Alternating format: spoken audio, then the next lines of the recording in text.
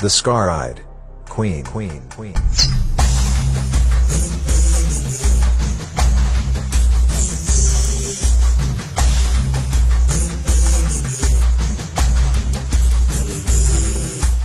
Isaac from Boole to Media.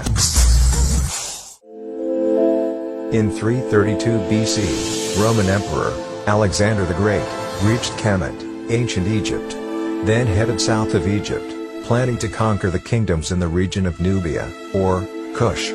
However, the Romans' armies are not aware of this formidable African woman. She was a warrior queen who commanded her own soldiers in battle, something which many of them might never have seen before.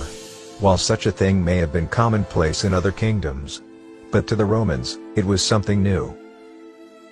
Her bravery and composure in her conflict with the Romans is legendary, as she protected her people by halting potential Roman ambition in the region.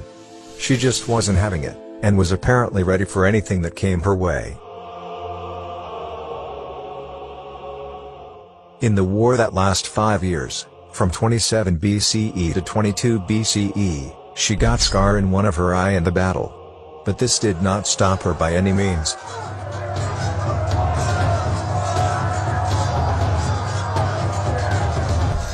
In 24 BCE, when Alexander attempted to conquer her lands, she arranged her armies strategically. She launched an attack on the Roman forces. She defeated and destroyed the Roman forces at Syene and Philae of today's Aswan. I believe the attack will come from Africa itself.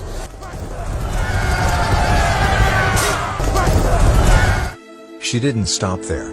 She even drove them from Elephantine Island all the way to northern Egypt. Many historians described her as brave, and blind in one eye.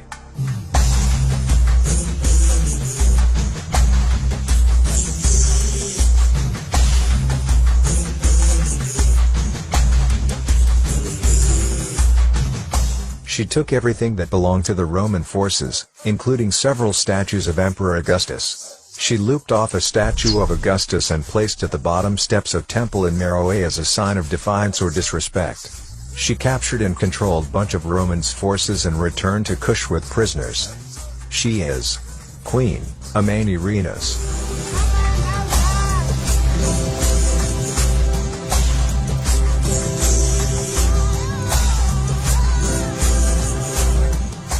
Meroitic inscriptions gave her the title of Kore, as well as Kantake, suggesting that she was a ruling queen.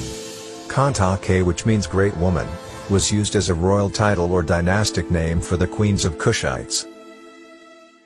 She then sent message to Augustus Caesar. One of the Kushite envoys gallantly presented the Romans a beautiful bundle of golden arrows, and said, "This gift is from the Kantake. If you want peace, this is a symbol of her warmth and friendship. If you want war, keep the arrows because you are going to need them.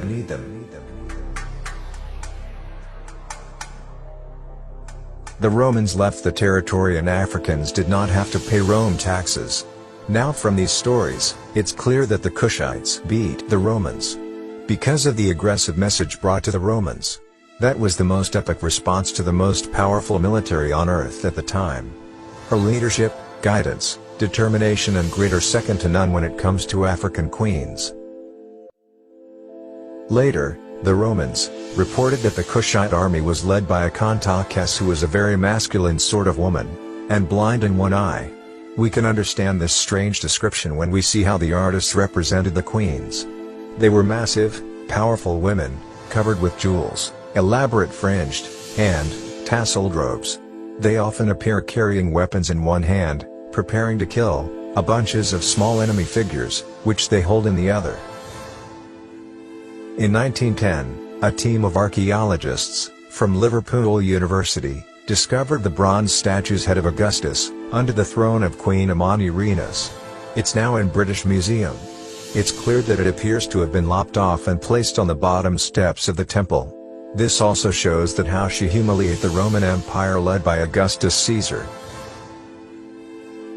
Even though the kingdom no longer exists, there are remnants of the civilization, and those along with the contemporaneous stories, give us a good idea of what a brave queens of Meroe were.